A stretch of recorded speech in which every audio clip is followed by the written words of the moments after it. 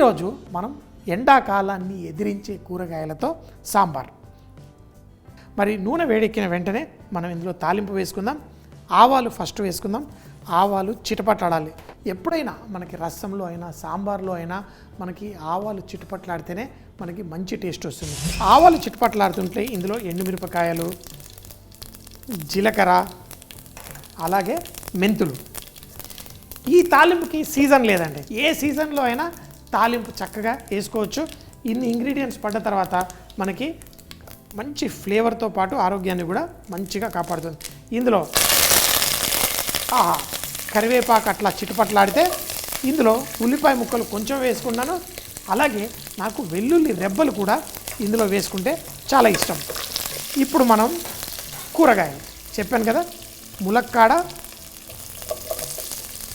తోటకూర, మన దోసకాయ, వీటన్నింటిని వేసుకుందాం. బీరకాయ కొంచెం లేతగా ఉంటుంది కాబట్టి కొంచెం సేపు అయిన తర్వాత ఉడుకుతున్నప్పుడు వేసుకుందాం.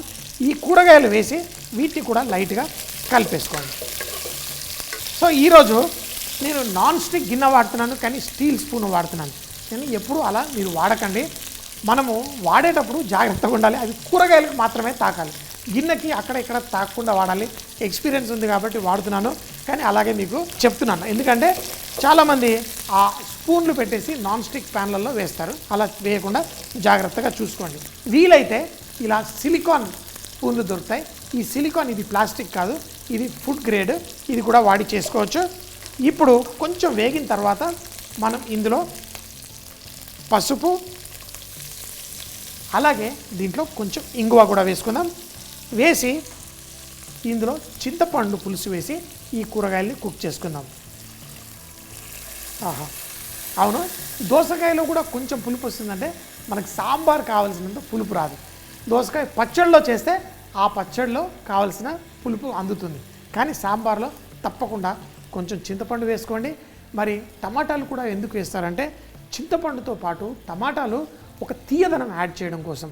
చాలామంది అంటే మన తెలుగు వాళ్ళు ఎక్కువ పంచదార, బెల్లం సాంబార్లో వేరు, నేను వేస్తాను.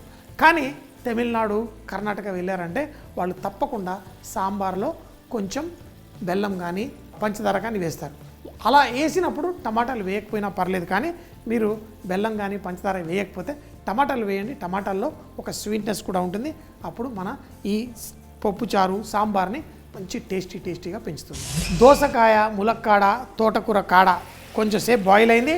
ఇప్పుడు మనం టమాటా, అలాగే దాంతోపాటు బీరకాయ కూడా వేసుకుందాం. టమాటా ముక్కలు, ఇందులో బీరకాయ ముక్కలు. మనకి ఒక మంచి టేస్టీ సాంబార్లో మీరు ఈ ఎండాకాలం కూరగాయలు వేసుకొని ఎండాకాలంలో తినండి. చలికాలం కూరగాయలు వేసుకోండి. మార్కెట్లో దొరుకుతున్నాయి కదా ఎండాకాలంలో కూడా చలికాలం కూరగాయలు అంటే మీకు మంచిదే. కాకపోతే ఏదైతే మీకు ఆరోగ్యాన్ని స్ట్రాంగ్గా ఉంచాలో అది దొరకదు. లేదండి మా పిల్లవాడు ఈ కూరగాయ తిండు, ఆ కూరగాయ తిండు, మాకు ఓన్లీ చల్లకాలంలో దొరికే కూరగాయలే తింటాడు అంటే ఎండాకాలంలో సిక్ అవుతారు. అలా కాకుండా మన ఆరోగ్యాన్ని కాపాడుకోవాలి. మనం అన్ని రకాల కూరగాయలు, ముఖ్యంగా సీజన్లో దొరికే కూరగాయలు పిల్లల్ని ప్రోత్సహించి కథలు చెప్పండి, ఏ మాటలను చెప్పండి, కానీ వాళ్ళని ఎంకరేజ్ చేసి ఆ సీజన్లో దొరికే కూరగాయలు ఎక్కువగా తినేలా చూడండి. మరి కొంచెం సేపు ఉడికిన తర్వాత ఇందులో మళ్ళీ కొంచెం నీళ్లు పోసుకుందాం మనకు కావాల్సినన్ని.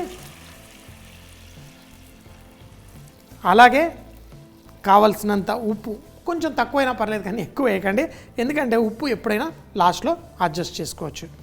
దీంట్లో అలాగే సాంబార్ పొడి. మనకి ఇదివరకు కూడా మీకు ఎన్నోసార్లు సాంబార్ పొడి ఎలా చేయాలో రకరకాల సాంబార్ పొడులు కూడా నేర్పించాను. ఒకవేళ మీరు మిస్ అయితే మళ్ళీ చూడాలనుకుంటే నేనే కాదు, ఎంతోమంది షెఫ్స్ మన ఈటీవీ అభిరుచిలో రకరకాల దేశ విదేశాల వంటలు చేసినప్పుడు అవన్నీ మీరు మళ్ళీ చూడాలి అనుకుంటే మిస్ అయితే మీరు యూట్యూబ్లో ఈటీవీ అభిరుచి అని టైప్ చేయండి. ఈ వంటకాలన్నీ మీ సొంతం చేసుకోవచ్చు. ఈ సాంబార్ పొడి వేసి చక్కగా ఉడుకుతున్నప్పుడు కావాలనుకుంటే కారపొడి, ఎందుకంటే సాంబార్ పొడిలో మనం ఫుల్గా కారం వేసి పెట్టుకోము. మీరు ఇందులో కొంచెం కారపొడి కూడా కావాలంటే వేసుకోండి. చిన్నపిల్లలు ఉన్నవాళ్ళు, కారం తినని వాళ్ళకు కూడా ఈ విధంగా స్లోగా కారాన్ని పరిచయం చేయండి. ఇప్పుడు చూడండి, ఇది ఫుల్గా మసులుతోంది. ఇందులో పప్పు ఉంది కదా అనేసి చాలామంది వేసేసి దాన్ని మరీ చిక్కగా కూడా చేసుకోకండి. మనకి ఎంత కావాలో అంత వేసుకోండి. నేను చెప్పాను కదా, దీంట్లో కొంచెం, చాలా కొంచెం అట్టి పెట్టుకుంటాను, నెక్స్ట్ డే రసం కోసం పప్పు వేసాను. ఇప్పుడు చూసుకోండి, ఇలా చిక్కగా కావాలా, కొంచెం పలసగా కావాలంటే మనం నీళ్లు పోసుకోండి. ఎందుకంటే ఒక్కసారి ఫుల్ బాయిల్ చేసి మళ్ళీ నీళ్ళు పోసుకోవద్దు. ఎలా మీకు చిక్కదనం కావాలో ఇప్పుడే వేసేసుకోండి. ఒక్కసారి రుచి కూడా చూసుకోండి. ఉప్పు మరి కొంచెం పడుతుంది, దీంట్లో కొంచెం ఉప్పు వేస్తాను. కానీ ఇంకొకటి ఉంది, నాకు కొంచెం చిటికెడు బెల్లం వేస్తే ఇష్టం, కావాలంటే మీరు వేసుకోండి. తెలుగు వాళ్ళకి చాలామంది వేసుకోరు ఆ తీయదనం. కానీ నేను వేసే బెల్లం ఎంత వేస్తానంటే అది తీయదనం మనం బెల్లం వేసామని కూడా తెలియకూడదు, రుచిని పెంచేస్తుంది. సో కొంచెం బెల్లం, అలాగే కొత్తిమీర మళ్ళీ లాస్ట్లో కొంచెం వేస్తాను, కాడల్లా ఉన్నది కొంచెం వేసి మూత పెట్టేస్తాను. ఇప్పుడు మీ వీధిలో అందరికీ తెలిసిపోతుంది మీ ఇంట్లో సాంబార్ చేస్తున్నారని, ఎందుకంటే దీంట్లోంచి వచ్చే సువాసన అంత కమ్మగా ఉంటుంది. సో మరి దీన్ని మంచిగా మసలనిద్దాం. పైన ఇలా నురుగులా వచ్చేది కొంచెం సేపు బాయిల్ అయిన తర్వాత అది నూనెలా మారిపోతుంది, స్లైట్గా నూనెలా వస్తుంది. కానీ అన్నంతో పాటు వేసుకొని తింటే ఆహా, ఇంకేం కావాలి, అద్దిరిపోయే సాంబార్ రెడీ అయిపోతుంది. సాంబార్ గుమగుమలాడుతూ మంచి సువాసన వచ్చేసింది. స్టవ్ కట్టేద్దాం. వేడి సాంబార్ వడ్డించుకుంటే దాంట్లో మజానే వేరు. మేము హోటల్లో ఉన్నప్పుడు, పెద్ద హోటల్లో అయితే రోజుకి 3 సార్లు కూడా సాంబార్ చేయాల్సి వచ్చేది. కొంచెం మీడియం సైజ్ హోటల్లో అయితే పొద్దున ఒకసారి, సాయంత్రం ఒకసారి. సో అంత సాంబార్ తినే మన సౌత్ ఇండియా, అది ఇడ్లీలో వేసుకోవచ్చు, దోశలు బ్రేక్ఫాస్ట్లో, లంచ్లో, ఒక్కొక్క దానికి రకరకాల సాంబార్లు ఉంటాయి. అవి కూడా నేను మీకు ఇదివరకు చెప్పాను. చక్కగా ఎన్ని కూరగాయలు, మన ఈ సమ్మర్ కూరగాయలు ఎన్ని ఎక్కువ వేసుకొని మన సాంబార్ చేసుకుంటే అంత బాగుంటుంది. ఆహా, చూడండి మన కమ్మటి సాంబార్, ఆ లుక్లోనే అందం. చక్కగా కొంచెం మళ్ళీ పైన లైట్ కొత్తిమీర వేసుకుంటాను, అంతే. చూడ్డానికి కళ్ళకి విందులా ఉండే వేడి ఈ సమ్మర్ వెజిటేబుల్స్తో చేసిన సాంబార్ తప్పకుండా చేసుకోండి. సాంబారే కాదు, సమ్మర్లో దొరికే కూరగాయలతోటి అన్ని రకాల కూరగాయలు చేసుకొని తినండి. సో ఎప్పుడు చెప్తాను కదా, బీ రిచ్ ఇన్ కుకింగ్. మనం వంటల్లో శ్రీమంతులు అవ్వాలి, మన ఆరోగ్యం చాలా గొప్పగా ఉండాలి. ప్రతిరోజు తిన్నాము అంటే సూపర్ అనే విధంగా చేసుకొని తినండి. ఇంకేంటి, టేస్ట్ చేసేద్దామా? Summer vegetable sambar. దీన్ని తయారు చేసుకోవడానికి సమ్మర్లో దొరికే కూరగాయలు ఏవన్నా తీసుకొని చేసుకోవచ్చు.